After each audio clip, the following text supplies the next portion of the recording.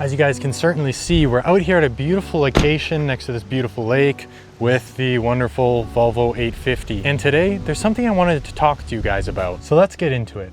For most people, buying a car is one of the biggest investments they'll ever make, second to a house. Budgets will vary, of course, but for the average person, especially for younger buyers, the car you choose can either set you up for success or hold you back. It can make a real difference in your finances and your freedom, especially when you're just starting out, like I said. So the choices you make early on can either give you a solid foundation to build on or create more stress that sticks around. If you're trying to build savings and grow your investments, you don't want to get stuck in debt for a car that loses value the moment you drive it off the lot. But at the same time, you don't want to be stuck with a money pit that constantly drains your wallet. No matter if you go with a used car, an older model, or a brand new car, there are better and worse choices, and knowing which is which can make a huge difference. But I've made money just from buying and driving older budget vehicles, more than I've ever lost any money doing so. This has set me up with extra cash for greater investments that are more likely to shape my future than a new ride. If you try and live your dreams before achieving them, you're more likely to be delaying achievement rather than actually experiencing it. Kind of like buying your dream car too soon. This is also where the idea of a dream car comes into play. I'm all for aspirations and I have my own, but a lot of people get caught up chasing the car that they think will make their life complete, or making having a certain vehicle or certain things a part of their identity. But if you're not actually living the dream yet, buying your dream car through means of debt or unaffordability, you're only holding yourself back. And again, we all choose what sacrifices and what compromises we can make. But holding back from those compromising purchases doesn't mean you're settling for less. It just means you're being smart about where you are in life right now. And once you have truly earned the things that you want to achieve, that's when you'll truly be able to appreciate those things. Delaying gratification is a valuable strength, and that way you learn the true value of the dollars that you've earned and will be more likely to make appropriate decisions. Someone financing a Mercedes that they cannot properly afford has not learned the true value of the money that that car is worth, in the same way as someone that has worked for every penny. And there's a big difference between wanting a car because it brings true value and enjoyment and wanting it because it represents a lifestyle that we want to show. Chasing that perceived lifestyle can create problems and eventually even regret. On the other hand, choosing a practical car now allows you to save, invest, and actually build a life where we can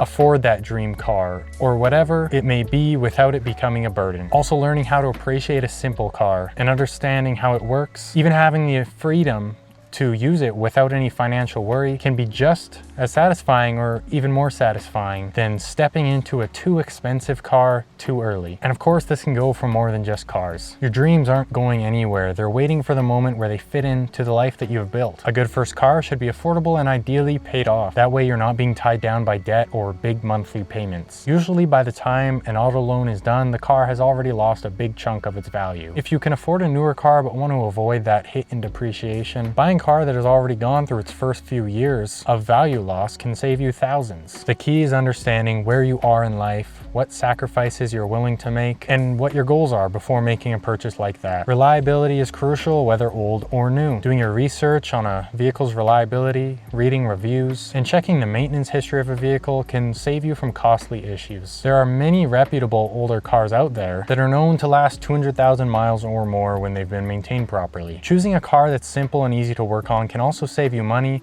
and also help you learn some practical skills. Cars with fewer electronics and straightforward engines let you perform basic repairs yourself instead of paying a shop. And they usually require cheaper parts, so maintenance is less expensive overall. Function over flash should always come first. Flashy features, shiny paint, or high-end badges might feel good, but they usually come with higher insurance, maintenance, and repair costs. Fancy lighting, sensors, and features come with a price that you don't just pay when you're signing the papers. They are extra expenses that you may need to cover throughout ownership. Choosing a car with moderate mileage and a full maintenance history lowers the risk of unexpected repairs and overall gives you a peace of mind. The average person's ideal car should meet their daily needs efficiently, not just serve as a status symbol or a project for constant upkeep or financial burden. There are choices that can quickly become financial traps. New luxury or sports cars can lose up to half their value in the first 5 years, and insurance for them can be outrageous for younger buyers. But older cars with an unknown history and neglected maintenance can also be expensive. A single engine or transmission repair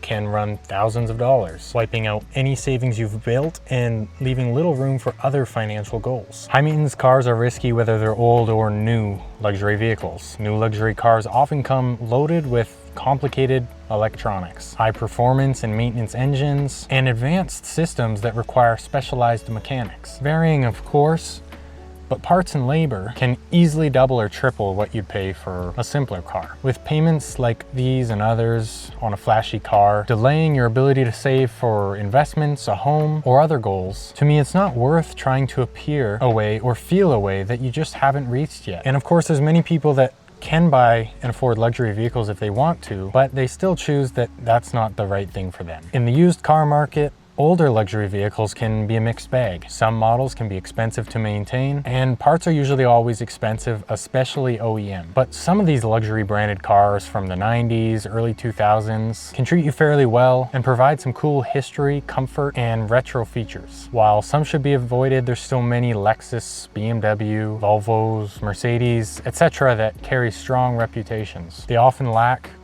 more complicated modern electronics, making them easier and cheaper to repair, especially compared to today's standards, where an older luxury vehicle hardly has a fraction of what the average modern Honda will have. So in some cases, an older luxury car can give you comfort, safety, and reliability without the high costs of modern maintenance. I feel like I've experienced this with my Volvo so far, but even then, research is definitely key so that you can ensure that you're getting a reputable model without many problems. Older luxury brand vehicles can sometimes be tanks, but lots of the time they can also be money pits. Many luxury brands, old and new, lose their value hugely compared to other brands, mainly specific models and lower value trims. If you search certain luxury brands into your local marketplace, you'll find many high-end brand vehicles for a surprisingly cheap price. This can make these used luxury cars appear affordable, when in most cases they're full of expecting or already happened issues that demand a high cost of maintenance as they have aged. And that's pretty much what's factored into the price. So while they can be found for an entry-level cost, many mishaps, whether mechanical or cosmetic, can easily climb over the value of the car. The definition of opportunity cost is quoted as the loss of potential gain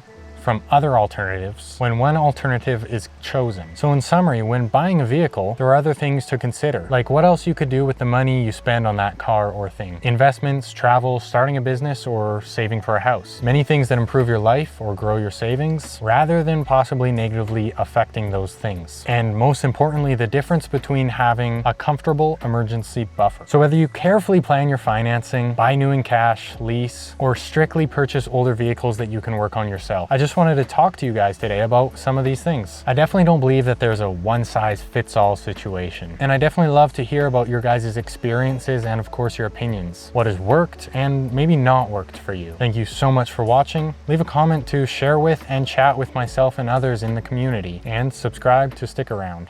Moment of truth. Was it recording that whole time? Or was it not? Let's see.